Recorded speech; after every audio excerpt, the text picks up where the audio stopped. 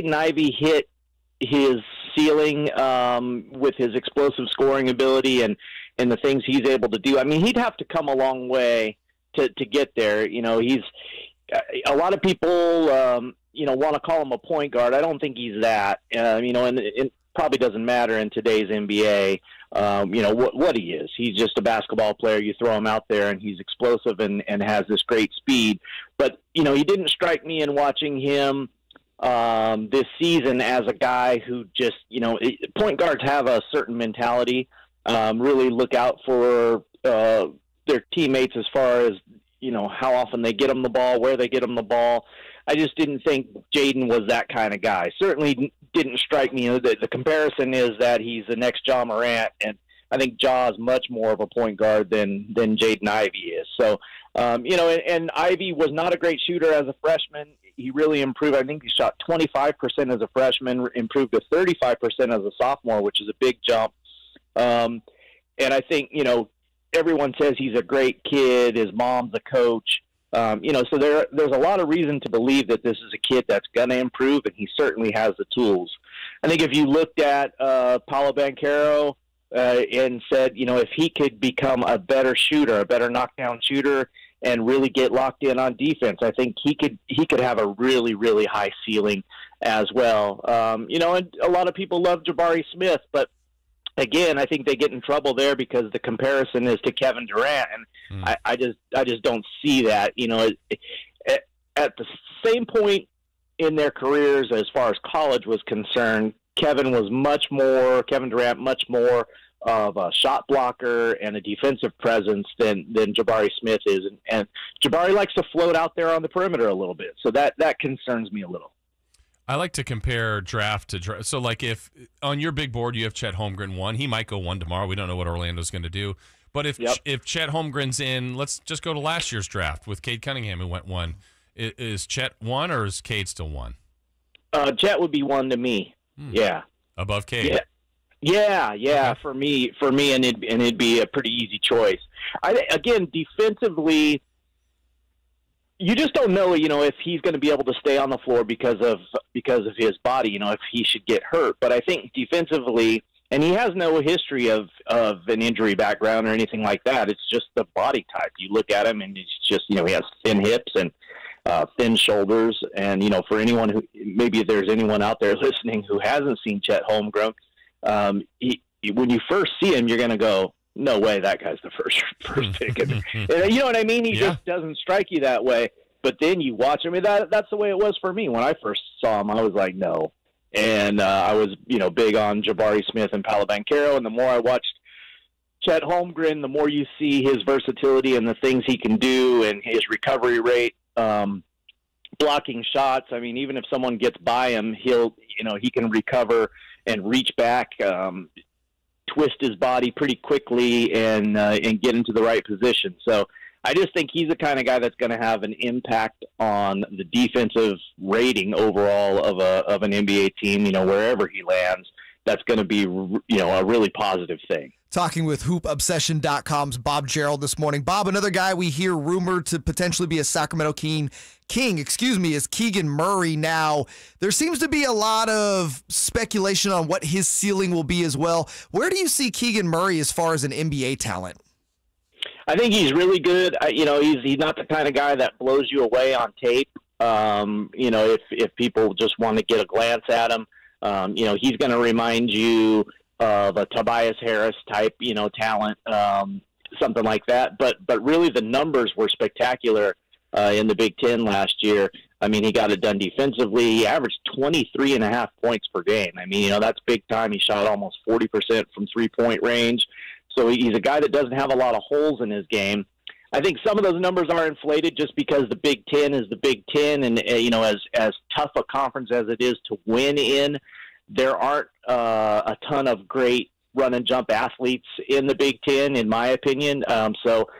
Keegan Murray, a lot of times he's in the mid post, 10 to 15 foot range, and he's beaten up on Big Ten defenders. And so I think that kind of inflated some of those statistics. If you were to reverse Keegan Murray, put him on Duke, his numbers would not have been nearly as good. The rebounds Mark Williams would have taken away from him.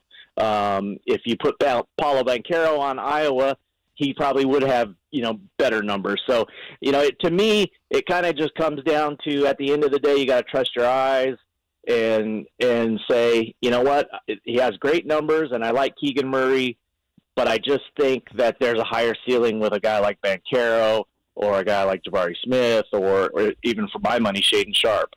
Yeah, I was going to ask you about him because if we go off your site, where, again, yours is a ranking, not a mock draft, you have Chet Holmgren 1, Jabari Smith 2. Right now you have Shaden Sharp 3. You know the Kings as well as anybody. This is a team you've followed, you've covered. Let's put you in the Kings front office. You're picking 4 tomorrow.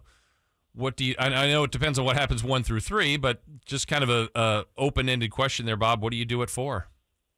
Yeah, and again, it's a lot tougher, I'm sure, for Monty McNair, in reality to do that than it would be for me to just throw up Shaden Sharp and say, hey, I'm gonna pick this kid who's basically, hasn't played in a couple of years of organized basketball. But that's how I see it. I mean, when I look back, there've been some targeted picks in the NBA draft. If you go back over the years, it was the Spurs falling in love with Kawhi Leonard and parting with George Hill to make Kawhi the 15th pick, and Jerry West targeting Kobe Bryant. So this would be a much stonier pick, if you want to put it that way, to reach for Shaden Sharp, and I'm sure everyone would probably call it a reach. But I don't know, man. When I watch this guy, you see the freak athleticism, and a lot of times the freak athletes can't shoot. Well, this guy can shoot. You say, okay, well, maybe he's one of those guys, he's only right-handed. No, I've seen him go at top speed, right-handed, left-handed. I've seen him jump over dudes and just, dunk on them. He's ridiculously talented. And then, so it's how much do you trust the people around him? What's his background? All that kind of stuff. And I don't have, I can't go out and be a private eye and figure all that stuff out. But I've read everything that I can find on him and watched everything that I can find on him. And I think he's, from all accounts, he's a good kid. So, man, I just think his talent jumps off the page. So, maybe that's just me, but I like Shaden Sharp a lot. Bob, another freak athlete that's kind of made his way into a consensus top 10 is Benedict Mathurin. Do you look at him, though, more as a project player, or is he a guy that can come out and have an impact in his rookie season? I think it's going to take him a little bit longer. I think he's one of those guys, again, too, that, he's a high-ceiling guy. He's really athletic and does some things in kind of that high flyer way with the spectacular dunks and with some power too. And he was a pretty good shooter, 38% from 3-point range, almost 80% from the line. I think he's getting better. I think he's one of those guys that probably has a ways to go yet defensively to be on the floor making an impact in the NBA. And I think, he's one of those guys, again, that if he has the will to work and put in the work, he's going to get better because he does have that high ceiling. So, man, I'm hearing a lot lately that he's in the mix to go 5th. All right, one last thought too, Bob. On Kings do have 2 second-round picks. I know we're going to focus so much on 4, but right. Every once in a while, and there's some good guys there. You think they got some a decent shot at some talented players in that second round? I do. There's a couple of guys I like.